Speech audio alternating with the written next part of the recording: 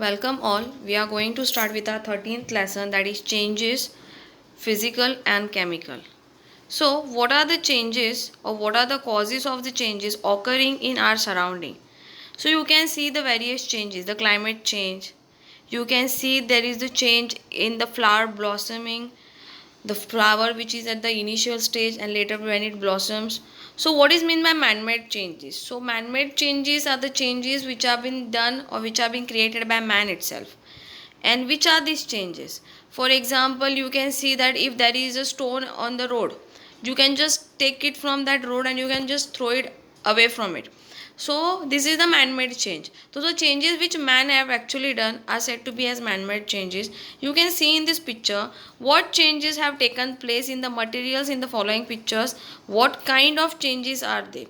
Now you can see over here, you can see the milk is getting converted into yogurt, that is dahi. You can see the ice cube is getting melted out. You can see the particularly the seed, it is been sprouted. You can see the water vapors or the vapors are coming out. The fire which is getting the firecracker which has been bursting. The woods are been burning and crackers are been bursting out. Which points will you consider while classifying the following changes into two groups? A food falling from the tree. Food falling from the tree, you can see it is been done or it is a natural change. Actually we are not responsible, but sometimes we are also responsible. Like if you throw the stone, the fruit is going to fall down the tree, but naturally also sometimes the fruit fall down. Rusting of iron, it is one of the natural as well, not natural, you can say the chemical change. Lightning of the electric bulb, it is also, it is a man-made change, because man have created all this bulb and everything, and the electricity is also bought by the man itself, so you can term this as a man-made change. Also chemical change, why that we will see later. Now we have previously studied some examples of changes. Changes like the ripening of fruit, spoiling of milk. These changes are said to be as natural change. The changes which are occurring naturally or which are taking place in the nature naturally are said to be as the natural changes. Can you think some more example of the natural change? Your height which is growing. Actually you are growing on the basis of the food which you are eating. But initially you are supposed to grow. The time you were born and the time you are now, the stage or the weight or the height is not the same. So some changes are taking place naturally and they are said to be as natural changes. So we are going to see the next part, that is many changes such as sharpening of pencil, baking of a bread, cooking food, etc., which are useful for us are said to be as useful changes. So some changes which are actually useful for us, the human man or the mankind. For example, sharpening of pencil. Pencil you are sharpening for the sake of writing. You are inventing pen for the sake of again writing. You are particularly cooking food for your health. So some changes are very good, some changes they are useful for human body, and that's why these changes are said to be as the useful change. The changes that are not useful changes are said to be as the harmful changes. The changes which are harmful for us, for example, if there is the spoiled food and if you suppose you have consumed it, then it can be harmful for your body. So that changes are said to be as the harmful changes. Now what kind of change is falling a tree in the storm? In the storm the tree is falling down, so that time that can be harmful for the mankind or that can be harmful for us, and that's why that changes or that particular change is said to be as the harmful change. Conversion of milk into yogurt. Milk, it is getting converted into yogurt, that is dahi. It is one of the useful change which is useful for our body, and that's why that changes are said to be as useful changes. So we will see the next part. Some of the changes such as we have seen about useful and harmful. Now some of the changes are like bursting of the balloon. Now bursting of balloon, it does not require many minutes or hours to burst, it just take a quite seconds to burst. So these changes which takes place, now balloon is when it is blown you can see the bigger one, but when you are removing the air outside it is totally getting the shape is getting reduced. So here this change is taking place very fast. So this change or such type of changes which don't require more time are said to be as fast change or quick changes, while the changes which take a longer period of time are said to be as the slow changes. For example, ripening of a fruit which is ripening of the fruit which is you can see on the tree, actually the mango which is raw, and later when you are eating it. So these changes it require a normally a good amount of period. The duration is very long, and such changes are said to be as slow changes which require a longer period of time. Now we are going to see the next part. Okay, now melting some wax and obtaining the original solid wax again is something that can be done repeatedly. For example, wax. If you are pouring it into the candle stand, you are getting a candle shape. When candle is melting, again you are getting the wax. So these changes are reverse way. You are getting one shape, and afterwards from that particular shape you are getting the wax back again. So such changes which can be reversed are said to be as the reversible changes which occur in a forward and reverse direction. But for example, now you can take another one, that is ripe mango, or when you are bursting the balloon. When you are bursting the balloon, when you are first actually blowing the balloon, the air is been filled. When you are bursting, air is removed. Can you again blow the air inside that burst balloon? No, we cannot do that. So some changes cannot be reversed. For example, the ripe mango, the one which is actually the raw one and afterwards the ripe one, you cannot bring back the raw mango again, so that changes cannot be reversed.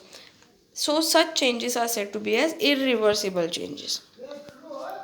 Now what is meant by periodic change and non-periodic change?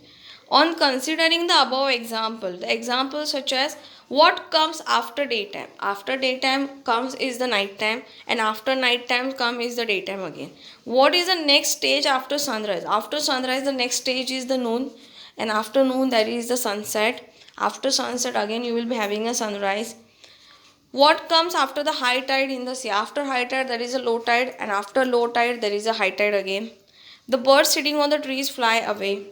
You can normally see this. The birds are coming, sitting on the tree, they are flying again. The next day, again, they are coming. Flood also. Whenever there is a rainy season, you can see the flood. The meteors striking across the sky. But flood, this bird sitting, that period is not defined. Like daytime, sunrise, sunset, the time is particularly defined. The next day, sure, you are supposed to have the sunrise. But flooding, for example, if this year there is a flood in particular region, you are not sure about the next year it will be again flooded. So some changes it takes place after a regular interval of time. They require a definite interval of time. They are said to be as the periodic changes.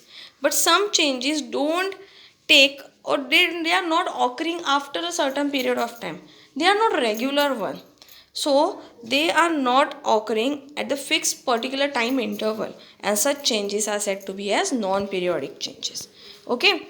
So we will see the next one is here, which type of change is the change of the seasons from summer to rain to winter? This is also non-periodic. Why? Because the interval is not fixed. You cannot tell that after 4 proper months you will be having the rainy season. After 4 proper months you will be having the winter season. And the winter season will be for 4 particular months. There is no fixed duration for this. So this will be coming under the non-periodic changes. Now, which of the following change you can see in this picture, and which of them are temporary? The raw mango and the ripe mango. You can see that particularly the iron filings which have been attracted to that nail. Then the flower which has been blossom, rose flower, the ice cubes which have been containing into the glass are getting converted into proper water. So which of the following changes are permanent? The ripe mango getting converted into the raw mango, raw mango getting converted into ripe mango, and the flower. These are the permanent changes. You cannot get back the original state of that flower again. But some changes can be done again. So in some of the examples, the properties of the original substances remain the same. That is, their composition remains unchanged. So no new substance is formed. Such changes are said to be as physical change. What they are telling you is the properties of some original substances are remaining the same. Properties are not changing actually. The raw mango and the ripe mango, you can clearly see they are changing completely. Like the taste is also changing. So here the properties are changing, but what they are telling, the next point is their composition remains unchanged. Composition means from what they have been prepared, it is remaining unchanged, and such changes are said to be as physical change.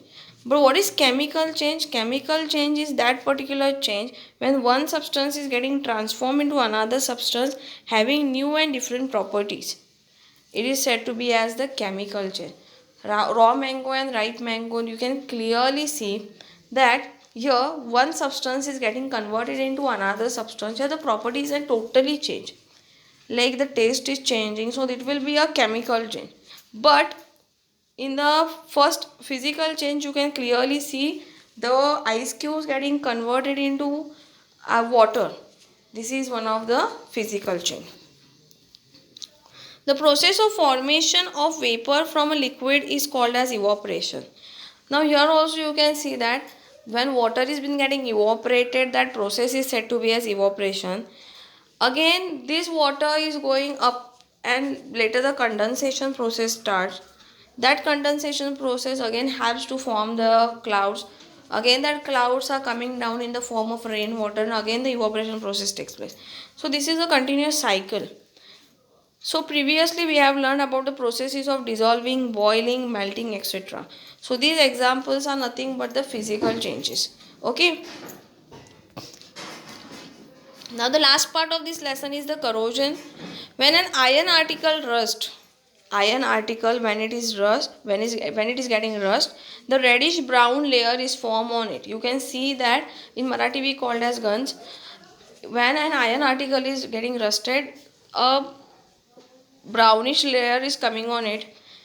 A greenish layer is coming on the copper article. If you are having any of the copper instruments or any of the copper articles with you, you can see that a greenish layer is formed on it. And this process, when the color is been getting changed, you can say there is a corrosion of the material. Things become weak due to corrosion. Their properties have been lost. Corrosion is caused because of the oxygen, moisture and the vapors of the chemicals present in the air. This is just occurring because of the oxygen and moisture which is present in the air. Now, iron articles are given a thin coat of zinc to prevent the corrosion. If you don't want your metal to get corroded, you are supposed to give a thin layer of zinc. This process is said to be as galvanization. The copper and the brass articles are coated with tin. Copper articles and brass articles, they are given a thin layer of tin. This process is called as tinning. In the age of technology, right now we are having the advanced technology with us. So in this process of technology, new process, that is powder coating, it has been developed. Coats of various colors are applied on the metals like iron and aluminium. Iron and aluminium are particularly given a coat which is helping it to prevent from the corrosion. Always remember one thing, while you are classifying the changes, we should take into account the criteria at that particular time. While classifying the changes, we take into account only one criteria at that particular time. However, different criteria should be applied. For example, if I have told you the bread which you are baking of a bread. Now baking of a bread is a useful change. But actually while saying useful change, it should be also consisting that it is one of the chemical change too. The product is changing actually. So one criteria you cannot apply, you should apply different criteria. So I hope you have understood this lesson. Your lesson gets over here.